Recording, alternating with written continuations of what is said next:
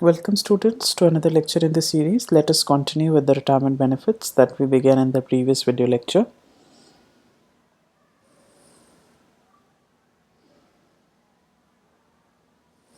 Okay, let us study about pension today.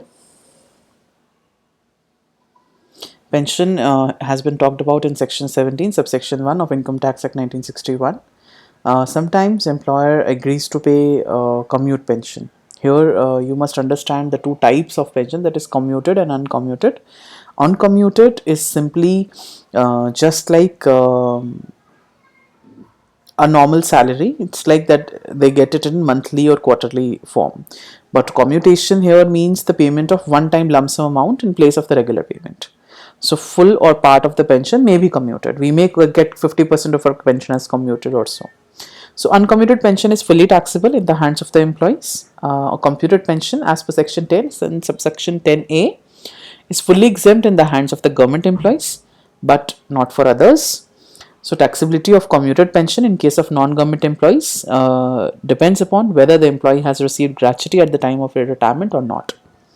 If the employee has received gratuity at the time of retirement, then the commuted pension is exempted to a limit of the 1/3 of the commuted value of the full pension. But if he has not received the gratuity as retirement benefit, so he is having a better exemption here. The commuted pension is exempted to the limit of half of the commuted value of the full pension. Let us have a look to a question which will clarify the things further. Mr. Manoj is getting a pension of rupees 3,000 per month from a company. During the previous year, he got his 2/3 pension commuted and received rupees 1,40,000. He is not a government employee, so we need to compute the exempted amount if he also received gratuity and in second part, and he did not receive gratuity for the assessment year 2015-16. So we have to calculate in both the cases. For first part, we need to see if he has received the gratuity, and for the second part, we have to see that when he has not received the gratuity. Let us see the solution. When Mr. Manoj receives the gratuity for the first part, so commuted value of 2/3 pension we will see, that will come out as that is mentioned to us as 1,40,000.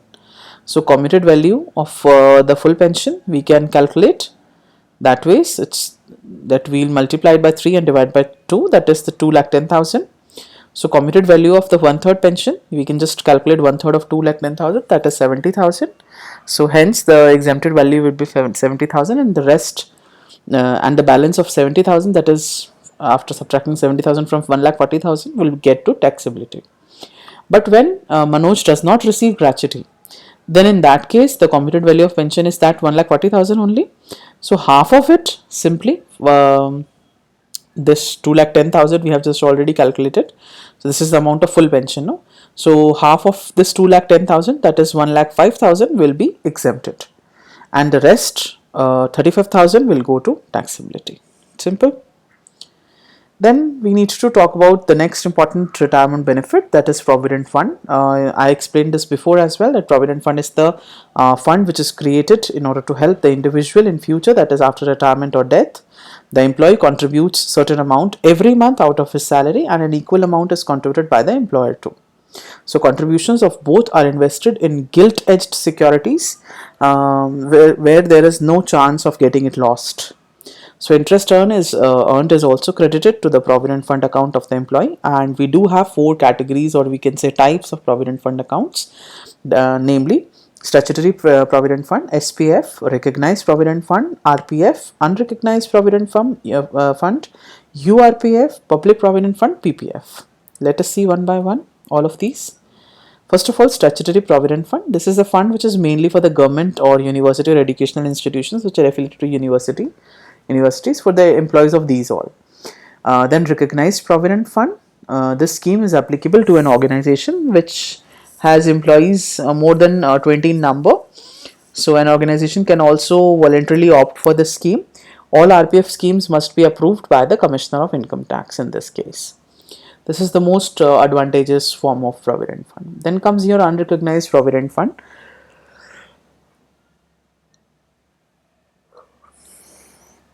Such schemes are those that are started by the employer and employees in an establishment, but they are not being approved by the Commissioner of Income Tax.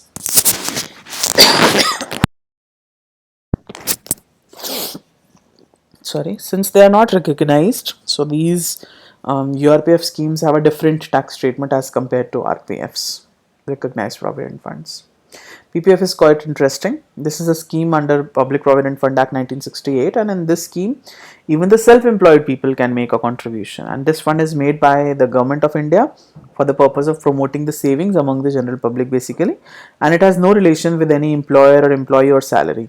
Means any person who is not even an employee at any organization, who is self-employed or so, can even open this PPF. Every person who opens an account for himself, here the individual gets a deduction under section 80C on the amount which is deposited in this fund account.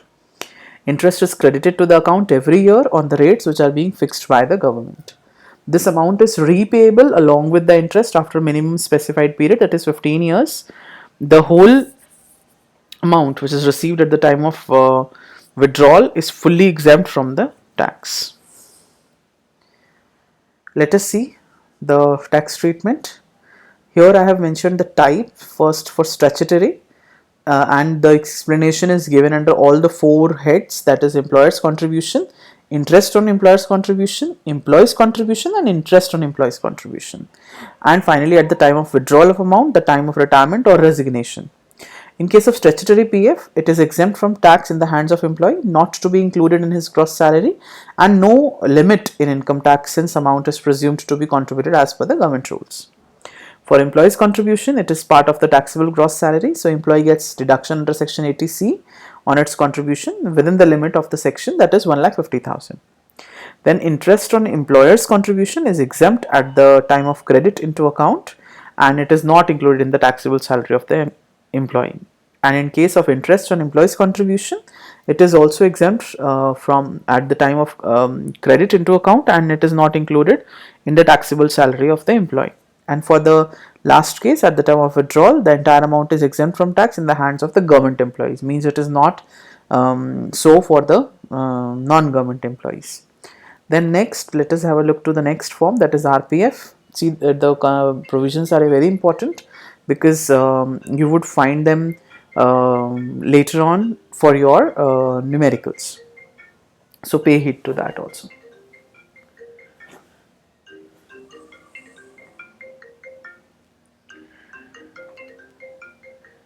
Up to 12% of salary is exempt from tax in the hands of the employee, and it is not to be included in his salary, that is basic plus DA, forming part of salary plus the commission in percentage. So excess of employer's contribution is taxable as salary income. For the next, it is employee's contribution. It is a part of the total taxable gross salary. Employee gets reduction under section 80C on its contribution within the limits, that is 1,50,000. We already know that. For the employer's interest, it is exempted up to 9.5%. This is being told to you before as well at the time of credit into account, and it is included in the taxable salary of the employee. And excess credit is taxable as salary income, and this interest is calculated as percentage of the amount which is invested. And here it is same as the interest on the employer's contribution, even for the employee's contribution. And here at the time of receiving, entire amount is exempt from tax in the hands of government employees. Then comes unregistered provident fund. Here it is totally exempt at the time of deposit into the account. Here it is part of gross salary, again that same but here under 80C that exemption is not available. The deduction is not available up to 1,50,000. In case of unrecognized, it is not available. For employees interest contribution, it is totally exempted at the time of the credit into account, and it is not included in the taxable salary of the employee. Here also it is same. Let us see the employer's contribution. This amount is fully taxable at the time of withdrawal from the fund as salary income. And for employees contribution, since this amount is already part of your taxable income, so it is exempt at the time of withdrawal. Interest on employer's contribution, this amount is fully taxable at the time of withdrawal from the fund as salary, just like the employer's contribution. Interest on employees contribution, this amount is fully taxable at the time of withdrawal from the fund as interest income under the head income from other sources and not income from salary. Mind that thing. Let us have a look to a question here. Mr. Jagan is a manager of a company in Delhi. He retires from service on 31st December 2014 after 28 years and 9 months of service. Other details for the previous year 2014-15, the basic salary of rupees 25,000 per month. House rent allowance of rupees 8,000 per month, and rent paid by him is 10,000 per month.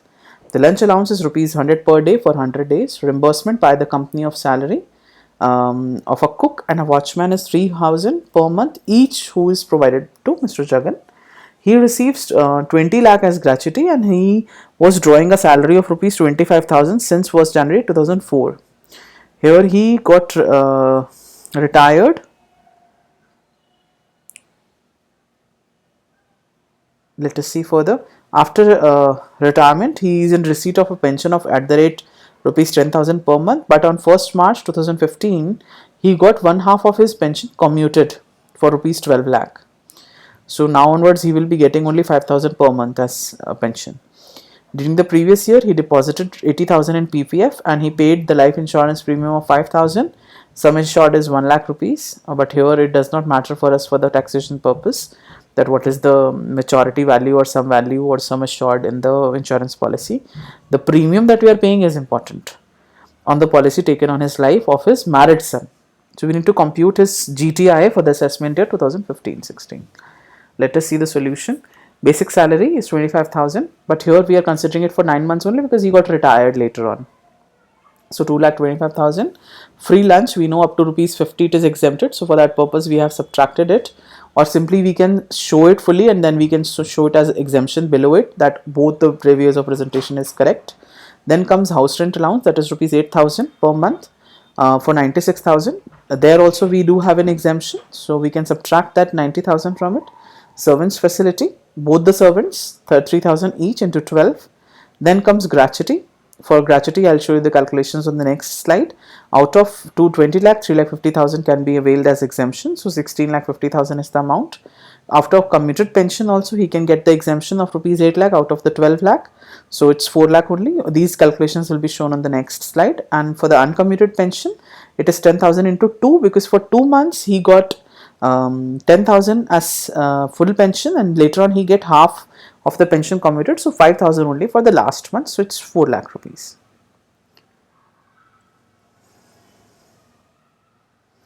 So in that case, I think this amount is not correct. It should be 20,000 plus 5,000, 25,000. Check it out. The gross total income would come out as 23 lakh 83,000. Let me show you the other things that we have done there. Rest all were fine. Let us see. Free lunch, I told you, it is exempted up to rupees 50 per meal. Salary for the purpose of calculation of HRA, the basic 3 lakh can be considered. For HRA, it is exempt up to minimum of the following of these three limits. That is, HRA actually received 96,000. Then 90,000 is the the rent paid minus the 10% of salary basically. So 10% of salary is 10% of 3 lakh, that is 30,000, minus 1 lakh 20,000, so 90,000. And the third is 50% of the salary, that is 1,50,000. So minimum of these three is exempted. For servant salary, it is fully exempted because it is being reimbursed or paid by the employer. In case of gratuity, minimum of these three amounts can be exempted. 20 lakh is the actual amount that is received. 3,50,000 is half month salary into 28. That is the 28 years, the completed years of service, and 10 lakh, that is the maximum limit. So for that reason, we have exempted 3,50,000. In case of commuted pension, it is exempted in minimum of these two. So 12 lakh, that is the actual pension received, and this is the 1/3 of the full pension because gratuity has already been received. So it is 8 lakhs. You must have noticed that we have subtracted 8 lakh and we have taxed the rest 4 lakh. Then pension, which is received of rupees 12 lakh, is half of the full pension. So the total pension would be 24 lakhs in that case. Then taxability of retrenchment compensation under section 10 subsection 10b. Retrenchment compensation is exempted from tax subject to the minimum of these. Here also we consider half month salary. So here also we do not consider month for 30 days. It is again having the same concept, that is 15 upon 26 into the average salary for 3 months, last 3 months basically, into the number of completed years of service and part thereof in excess of 6 months. This amount is calculated in accordance with the provisions of section 25F of the Industrial Disputes Act 1947. And the second clause in this is rupees 5 lakh or the sum as may be notified by the central government. Whichever is less will be exempted. Then for the taxability of voluntary retirement scheme, that is VRS compensation. This compensation is based on the remaining part of service, and exemption is minimum of these four amounts: amount received as VRS compensation, then 3 months salary into the number of completed years of service or the last round salary. Third is the number of months left unserved into the monthly salary, or 5 lakh rupees, whichever is lower will get exempted. For this purpose, salary is counted as basic plus DA if it is forming part of the salary for retirement benefits, plus the commission on turnover if he is getting any. Thank you. We'll continue with the further concepts in the next lecture. If you have any queries, do write to me.